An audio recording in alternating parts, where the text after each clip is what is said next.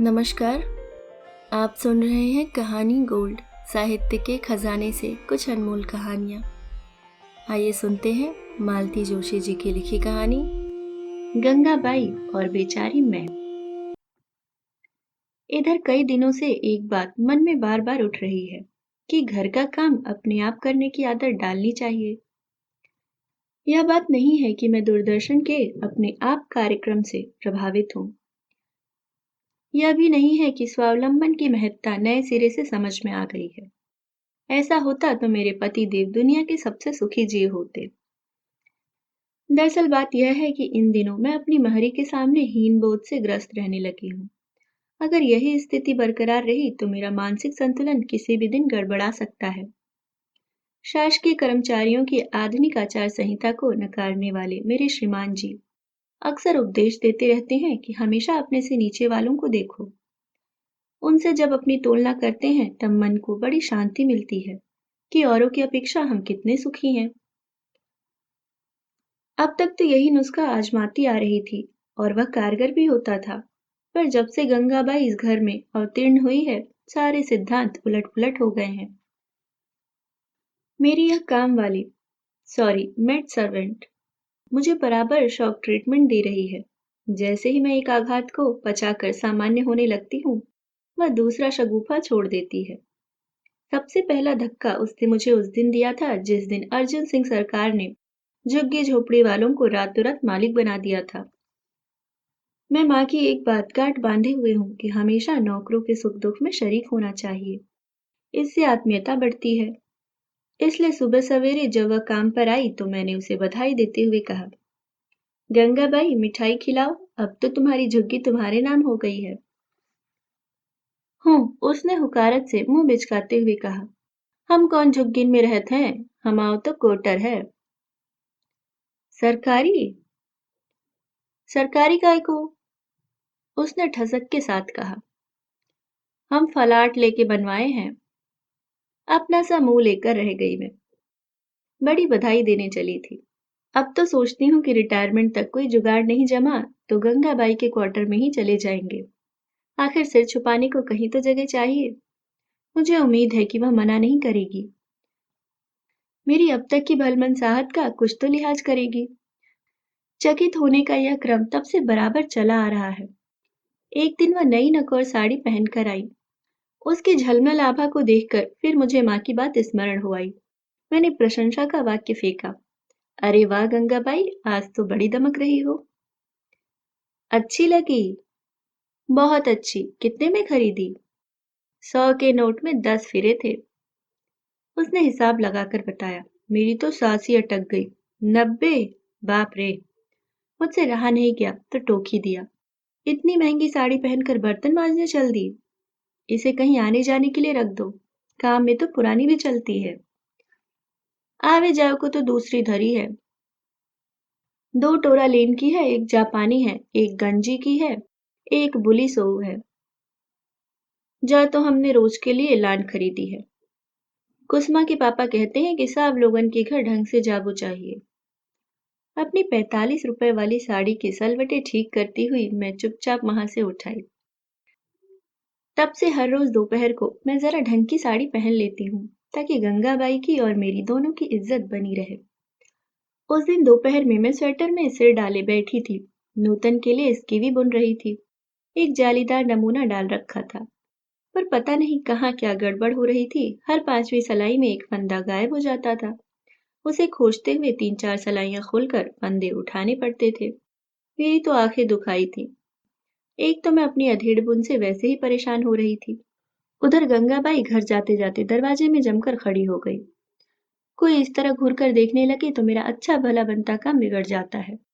यहाँ पहले ही सब उलट पुलट हो रहा था।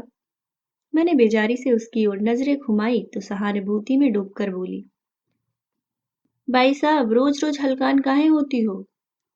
मशीन पे काहे नहीं डाल देती? अब तो गली गली में मशीन लग गई है। मशीन पर उतना अच्छा थोड़े ही बनता है, मैंने दलील दी। ये लो, हम तो अभी 3 ठो बनवाए हैं, एक कुसमा को, एक बबलू को और एक कुसमा के पापा को। ऐसे अच्छे बने हैं कि बस। क्या बनवाई लेते हैं? मैंने मिमियाकर पूछा। गोला पीछे 3 रुपया लेते हैं। ये तो बहुत महंगा है। तुम खुद क्यों नहीं बनाती? मैं सिखा दूंगी। बाई की बातें। इतने टाइम की पास है। सारा दिन तो मजूरी में लग जाता है। गंगाबाई के जाने के बाद भी बड़ी देर तक मैं उसके अर्थशास्त्र के बारे में सोचती रही, पर वह मेरी समझ में ना आता था ना आया। ताव में आकर मैंने सारी जाली खोल कर रख दी और प्लेन बुनना चालू कर दिया। अब छोकरी भुनभुनाएगी तो भुनभुनाती रहे। एक दिन गोयल दंपत्ति पड़ोस के कम्युनिटी हॉल में किसी शादी में आए थे, तो हमें भी दर्शन देते गए। एक तो सुबह 10 बजे घर वैसे ही अस्त व्यस्त रहता है, खासकर रसोई। फिर मिसेस गोयल बाथरूम जाने के बहाने, पानी पीने के बहाने पूरा घर घूम आई। ऊपर लगे जालों से लेकर चिकने फर्श तक कोई भी चीज उनकी नजरों से नहीं छूटी। मुझसे बात करते हुए भी उनकी नजर टॉट पर रखी कोठियों पर, अलमारी में रखे डिब्बों पर और सेल्फ में रखे बर्तनों पर फिसलती रही। मिसेस गोयल की संभावित टिप्पणियों की कल्पना में पूरा दिन बड़ा खराब बीता। उसी जोश में मैंने चौका साफ करती हुई गंगाबाई को डांट दिया। जरा जोर से रगड़ा करो बाई। इतना साबुन और विम लेती हो, पर गैस की शक्ल तो देखो। हम तो खूब अच्छे से पोछत हैं, उसने गीला कपड़ा फटकारते हुए कहा। पर अबू रसोई बदरंग है तो क्या करे। बात ठीक थी। सन 1971 में खरीदा गैस है। 2 बार रंग करवाया भी है, पर सस्ता। 180 देकर पक्का रंग करवाने की हिम्मत नहीं पड़ी। फिर भी गंगाबाई के सामने अपना पक्ष तो रखना ही था। कितनी बार तो रंग करवा चुके हैं, पर क्या करें, आजकल तो हर जगह बेईमानी चलती है। भाई साहब एक बात कहें, उसने भेद भरे अंदाज में कहा। क्या? मैंने उत्सुकता से उसकी तरफ देखा। तुम तो स्टील का चूल्हा ले लो। स्टील का चूल्हा? हाँ, हमने तो वही लाओ है। पूरे 1600 लगे, पर हमेशा की झंझट खत्म हो गई। तुम्हारा क्या है? मैंने उसास छोड़ते हुए कहा। कल को तुम टीवी भी ले लोगी। टीवी तो अगली बीसी पर लेंगे। बीसी मतलब?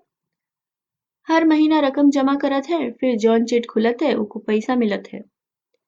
कितने जमा करती हो हर बार? मैंने मरी सी आवाज में पूछा। 3 ठो बीसी है, 2 20-20 की और 100 की। क्या करती हो उन रुपयों का? मैंने लगभग रोते हुए पूछा। गैस लाई की नहीं। गैस लाई की नहीं। इस तरह मुझे निरुत्तर कर वह चली गई। मैं बड़ी देर तक सिर थामे बैठी रही। इतनी हताशा जीवन में पहले कभी नहीं हुई थी। गंगाबाई इस मोर्चे पर भी मुझसे आगे निकल गई थी। एक बार मैंने भी इनसे लड़ झगड़ कर बीसी ज्वाइन की थी। सोचा था कि लॉटरी का पैसा तो अपने भाग्य में है नहीं। यहाँ तक कि स्टील के बर्तनों की लॉटरी तक नहीं खुली। पूरे पैसे जमा करने के बाद ही बर्तन मिल सके। बीसी वाली योजना अच्छी लगी। एक मुश्त पैसे हाथ आएंगे तो कुछ किया जा सकेगा। पहले राउंड में मेरा नंबर सबसे अंत में आया। हर महीने वही उत्कंठा, वही हताशा, वही तनाव झेलते झेलते मैं बीमार सी पड़ गई। दूसरे राउंड से नया ही नाटक हुआ। तीसरे या चौथे महीने की बात है। चिट खोलने से पहले ही एक बहन ने कहा, भैया जिसका भी नंबर आए मुझे पैसे दे देना प्लीज, मेरी लड़की और दामाद आए हुए हैं। मैं उसी समय समझ गई थी कि आज तो मेरा ही नाम निकलेगा, और वही हुआ। वह महिला तो 1200 रुपये उठाकर चल दी, और मैं हर महीने उसके नाम की पर्ची के लिए तरसती ही रह गई। तब से मैंने यह शगल ही छोड़ दिया है। गंगाबाई सचमुच किस्मत की धनी है। मैंने तो आजकल उसकी किसी भी बात पर चौंकना छोड़ दिया है। कुसुमा केजी में पढ़ती है, बबलू रोज ₹1-2 का आइसक्रीम खाता है। कुसुमा के पापा महीने में 5-6 पिक्चरें देख लेते हैं। मैं सारी बातें निर्लिप्त भाव से सुन लेती हूँ। एक बार उसने बताया कि कुसुमा के पापा डालडा छूते भी नहीं। तब से मैंने उसे पूड़ी या मिठाई देना भी बंद कर दिया है, गाय को खिला देती हूँ। पर उसने जैसे ठान लिया है कि मुझे चैन से जीने नहीं देगी, मेरे शांत जीवन में उथल-पुथल मचाकर ही दम लेगी। कल ही की तो बात है, हम दोनों पति पत्नी डाइनिंग टेबल पर बैठकर बजट के संभावित परिणामों पर चर्चा कर रहे थे। रविवार की दोपहर का इससे अच्छा उपयोग भी क्या हो सकता था। गंगाबाई ने काम निपटाया और मेरे ठीक सामने आकर खड़ी हो गई।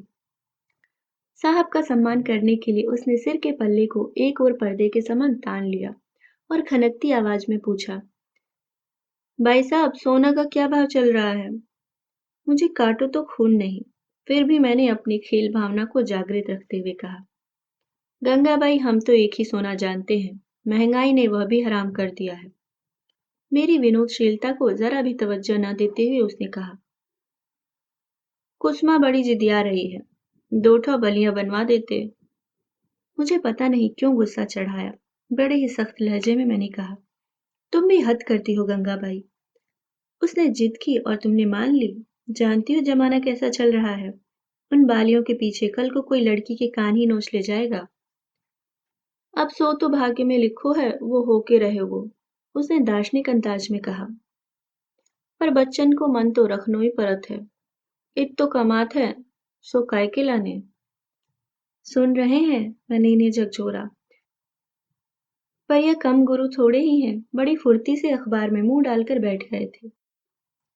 बड़े मनोयोग से खोमैनी के राज्य में महिलाओं पर अत्याचार वाला कॉलम पढ़ रहे थे, ताकि वक्त पड़ने पर मुझे बता सकें कि उनके राज्य में मैं कितनी सुखी हूँ।